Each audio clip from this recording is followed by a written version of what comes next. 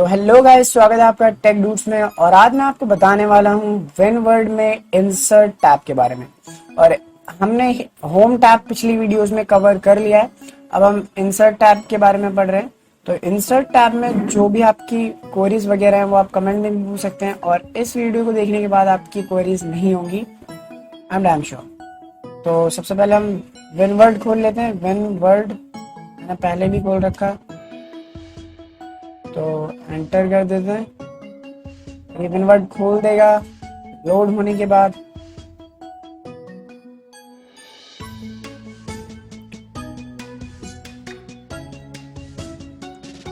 तो insert tab के अंदर जो आपका सबसे पहला वाला ऑप्शन है ना पेजेस के मेन्यू में, वो है कवर पेज का।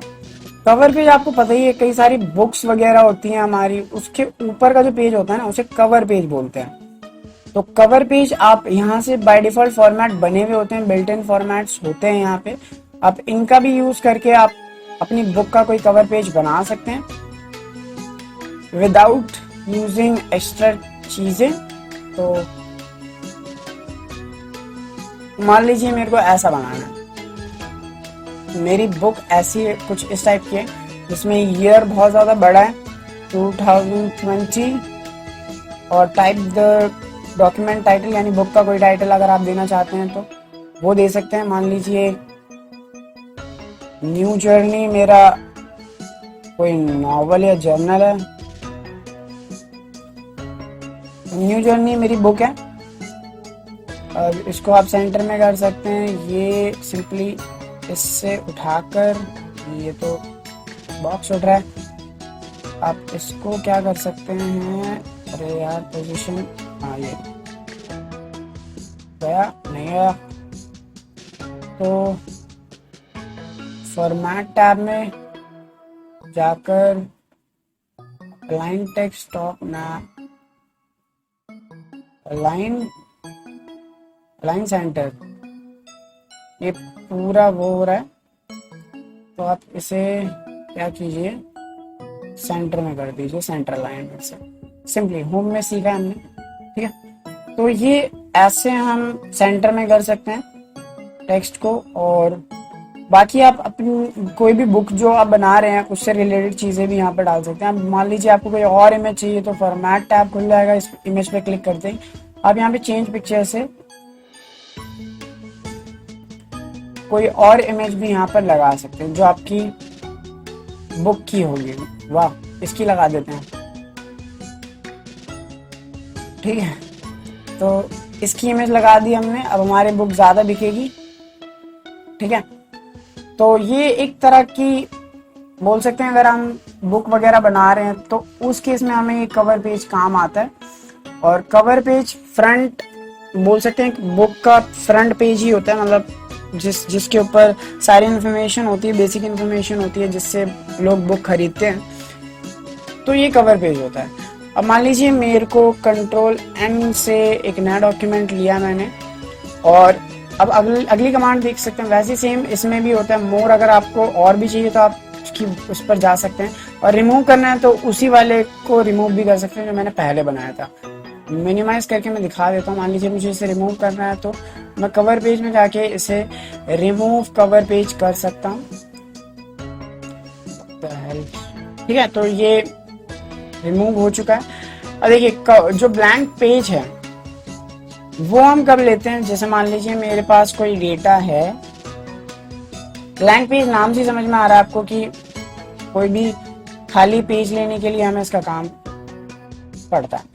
कि मान लीजिए मेरे को इस कंटेंट और इस कंटेंट के बीच में एक खाली पेज चाहिए, तो मैं ब्लैंक पेज ले लूंगा। तो अब क्या होगा, गौर से देखिए, यहाँ पर एक हमारा जो उसके ऊपर वाला डेटा था वो इस वाले पेज पे आ गया, और उसके नीचे वाला डेटा यहाँ आ गया तीसरे पेज पे, और दूसरा पेज हमें इसने दे दिया यहाँ पे जो कि खाली पेज है और जो कि ब्लैंक पेज है। ये आप कहीं भी ले सकते हैं। मैंने कर्सर की पोजीशन एक पैराग्राफ के नीचे रखी थी, तो इसलिए उसने उसके ऊपर वाले पैराग्राफ, यानी कर्सर के ऊपर वाले पैराग्राफ को किसी पहले पेज पे कर दिया, और उसके बाद वाले पैराग्राफ्स को उसने थर्ड पेज पे कर दिया। और जहां पर मेरा कर्सर था वहां पर उसने क्या कर दिया, एक ब्लैंक पेज मुझे दे दिया। अब यहाँ पे मैं कोई भी एक्स्ट्रा काम कर सकता हूँ जो मुझे इस पैराग्राफ के या फिर इन दोनों पैराग्राफ्स के बीच में करना था। ठीक है, तो ये सिंपली ऐसे काम करता है। कंट्रोल Z कर देता हूँ जिससे कि अंडो हो जाए। अब देखिए, गौर से देखिए, ब्लैंक पेज ने तो क्या दिया था हमें, इस पैराग्राफ और इन दोनों पैराग्राफ्स के बीच में एक ब्लैंक पेज दिया था। मान लीजिए आप चाहते हैं कि ये जो कंटेंट है ये पिछले पेज पे आ जाए और ये अगले पेज पे आ जाए, तो आप क्या कर सकते हैं, एक पेज ब्रेक लगा सकते हैं। पेज ब्रेक क्या करता है, जो इसके कर्सर से पहला वाला कंटेंट होता है, उससे पिछला वाला कंटेंट होता है, उसे तो फर्स्ट पेज में ही रख देता है और उसके बाद वाले कंटेंट को नीचे वाले पेज में ला देता है। तो पेज ब्रेक कर देते हैं। पेज ब्रेक से कोई नया पेज हमें नहीं मिलता, सिंपली उसके ऊपर वाला कंटेंट पिछले पेज में और उससे अगले वाला कंटेंट अगले पेज में आ जाता है। ठीक है, ब्लैंक पेज से हमें एक ब्लैंक पेज मिल जाता है इन दोनों डेटा के बीच में। और पेज ब्रेक से सिंपली एक ब्रेक लग जाता है जिसके बाद का कंटेंट अगले पेज में आ जाता है, उससे पिछला वाला कंटेंट उसी पेज पे रहता है। ठीक है, तो ये सिंपली पेजेस के उसमें था। अगला है टेबल्स। टेबल्स के बारे में बहुत ज़्यादा इंपॉर्टेंट चीज़ आपको जाननी चाहिए क्योंकि टेबल्स हमारे बहुत ज़्यादा काम आते हैं। मान लीजिए आपको टेबल्स बनाना है तो टेबल्स में आपको रॉज और कॉलम्स पता होने चाहिए। जो ये आपको दिख रहे हैं, ठीक है, ये रॉज बन रहे हैं, जितने भी हैं ये सब रॉज बन रहे हैं। और अब जब मैं राइट साइड जा रहा हूँ, जो आप ये प्रीव्यू देख रहे हैं, ये कॉलम्स बन रहे हैं। तो जो ये वर्टिकली जा रही है नीचे, ये तो भाई हमारे कॉलम है। यानी अब मैं बोल सकता हूं कि यहाँ पर 4 कॉलम है और 1 रो है। अब यहाँ पर 2 रोज हैं और 4 कॉलम है। अब यहाँ पर 4 कॉलम है और 3 रोज हैं। अगर मैं राइट साइड बढ़ाता हूँ तो कॉलम की संख्या बढ़ती है यहाँ पे। ठीक है, तो मैं बढ़ा रहा हूँ तो यहाँ पर 6 कॉलम्स आ गए हैं और रोज 3 ही है।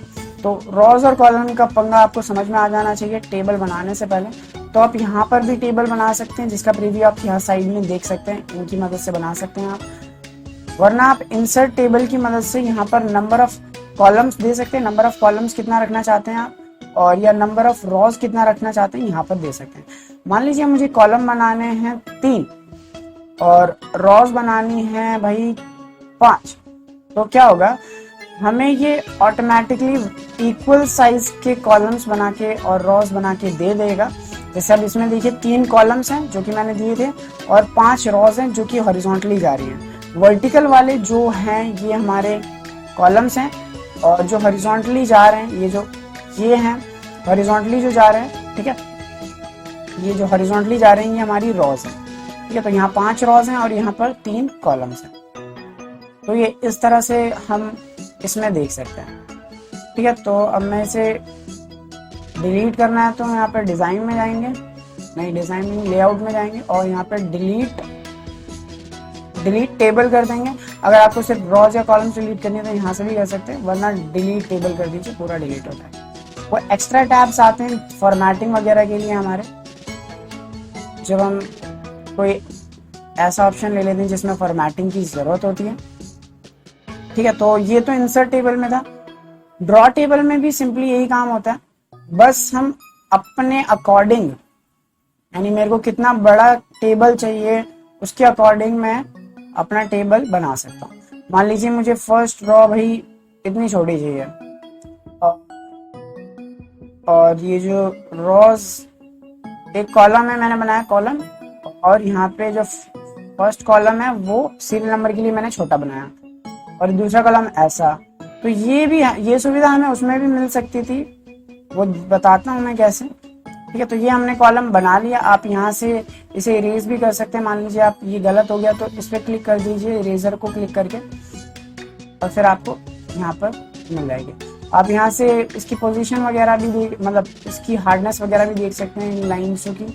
ठीक है, तो जितनी मोटी आपको लाइन चाहिए, बहुत ज़्यादा मोटी हो गई है। ठीक है, तो ये आप चेंज कर सकते हैं और कलर भी चेंज कर सकते हैं, जिस भी कलर का आप टेबल बनाना चाहते हैं अपना। ठीक है, जिस भी कलर का आप टेबल बनाना चाहते हैं वो यहाँ से आप चेंज कर सकते हैं। तो सिंपली मैं अभी डिलीट कर देता हूँ इस वाले टेबल को, इसकी जरूरत नहीं है। अब देखिए, अब जो ये टेबल्स थे हमारे ड्रॉ टेबल में, ऐसा काम है। अब मैं इन टेबल्स को भी एडिट कर सकता हूँ, ऐसी बात नहीं है, मतलब इनके साइज को छोटा बड़ा भी कर सकता हूँ। ये जो आपको पोजीशन दिख रही है, ये जो राइट साइड में और लेफ्ट साइड में ये जो एरो जा रही है, वो मैं अगर बढ़ाऊं या घटाऊं तो उससे जो कॉलम का साइज है या फिर रो का साइज है वो चेंज हो जाता है, वो भी इजीली। ठीक है, तो मैं अगर इसको मुझे मूव करना है तो ये मूव टूल आ जाता है यहाँ पे, मूव पोजीशन, इससे हम मूव कर सकते हैं अपने टेबल को कहीं भी। ठीक है, तो फिर से हम डिलीट कर देते हैं टेबल को और आगे बात कर लेते हैं इंसर्ट टेबल। अब एक्सेल स्प्रेडशीट क्या होती है, देखिए एक्सेल का आपने नाम सुना होगा, इसमें हम कैलकुलेशन वगैरह करते हैं और भी बहुत सारे काम होते हैं डेटा एंट्री से रिलेटेड। तो यहाँ पर क्या होता है, बने बनाए टेबल आ जाते हैं, एक्सेल की एक स्प्रेडशीट उठ के आ जाती है, स्प्रेडशीट जिसमें हम कैलकुलेशन वगैरह इजीली कर सकते हैं। मान लीजिए सम आपने करना है 2 नंबर्स का, ठीक है, तो ये आप नॉर्मल टेबल्स जो आप बाकी ऑप्शन से बनाएंगे, यानी जो आप इनसे बनाएंगे, अब इसे पहले बाहर कर लेते हैं। ठीक है, ये जो 15 आया है ये फॉर्मूले से आया है। ठीक है, तो ये जो बाकी टेबल्स मैंने आपको बताए थे, इनका यूज करके भी आप टेबल बना सकते हैं, पर उनमें कैलकुलेशन वगैरह आप नहीं कर सकते हैं जैसे मैं इसमें कर रहा हूँ। यानी आप छोटी सी पोर्शन मिल जाती है, आपको छोटा सा पोर्शन मिल जाता है एक्सेल के पेज का, जिसमें आप एक्सेल में जो काम कर सकते हैं वो वर्ड में भी कर सकते हैं। तो इस तरह से आप टेबल बना सकते हैं। इसमें डबल क्लिक करेंगे तो आप सिंपली उसी के अंदर आ जाएंगे, उस स्प्रेडशीट के अंदर, और उस टेबल को एडिट वगैरह, यानी साथ के साथ आप डेटा भी बना सकते हैं और उसमें कैलकुलेशन वगैरह भी कर सकते हैं। तो इससे आपका डेटा भी तैयार हो जाएगा और आपको कैलकुलेशन के लिए किसी और सॉफ्टवेयर में भी नहीं जाना पड़ेगा। वैसे कैलकुलेशन से रिलेटेड या फिर अगर हमें टेबल ही बनाने होते हैं तो हम उसी का यूज कर लेते हैं, यानी एक्सेल का यूज कर लेते हैं, क्योंकि वो ज्यादा आसान पड़ता है एज कम्पेयर टू वर्ड। ठीक है, तो ये जो हमारा था इसे मैं डिलीट कर देता हूँ, आप डिलीट से भी डिलीट कर सकते हैं। ठीक है, तो ये क्विक टेबल्स अगला है, जिसमें हमें बने बनाए कॉलम्स में, मान लीजिए अगर आपको किसी ने बोला कि आप भाई कैलेंडर बना दो, एक कैलेंडर का फॉर्मेट, वो भी टेबल से ही बनता है, तो आप यहाँ पर बने बनाए टेबल्स का यूज कर सकते हैं और उसमें एडिट करके अपना कैलेंडर बना सकते हैं। मान लीजिए आपने मई का कैलेंडर बनाया, मई का कैलेंडर बनाया, जो भी प्रोनाउंसिएशन होती है एक्चुअल में। ठीक है, तो मई का कैलेंडर नहीं चाहिए उसको चाहिए मान लीजिए जैन का कैलेंडर, जैन का कैलेंडर। तो आप यहाँ पर आप एडिट कर सकते हैं कंटेंट, उस ऑप्शन पे क्लिक करके। मान लीजिए पहला जो डे था वो संडे से स्टार्ट हो रहा है, फिर मंडे से, तो अपने अकॉर्डिंग आप अपने इस डेटा को चेंज करके अपना कैलेंडर बना सकते हैं। तो ये ऐसे काम करता है। मैं डिलीट कर देता हूँ इस टेबल को, डिलीट टेबल। क्विक टेबल्स में सिंपली यही होता है कि आपको टेबल्स मिल जाते हैं एक्स्ट्रा, यानी टेबल्स बने बनाए मिल जाते हैं और इसमें आप एडिट करके इन टेबल्स को अपना टेबल कह सकते हैं या फिर बना सकते हैं, और आपको कोई कॉपीराइट भी नहीं आएगा। ठीक है, तो हमने 2 ऑप्शंस कवर किए, यानी 2 मेन्यूज कवर किए हैं, पेजेस और टेबल्स वाले। इलस्ट्रेशन से रिलेटेड जितनी भी बातें होंगी या फिर आगे जो फर्दर वो है मेन्यूज, उनको मैं अगली वीडियोज में कवर करूँ। ठीक है, तो thank you for watching this video, और अगर आपको वीडियो समझ में आए या फिर कोई भी क्वेरी है तो आप कमेंट में लिख सकते हैं और हमें बता सकते हैं कि आपको कहाँ प्रॉब्लम आ रही है। हम वीडियोस से आपकी बहुत ज़्यादा हेल्प करेंगे। ठीक है, thank you for watching this video, hit like and subscribe. तब तक के लिए बाय बाय।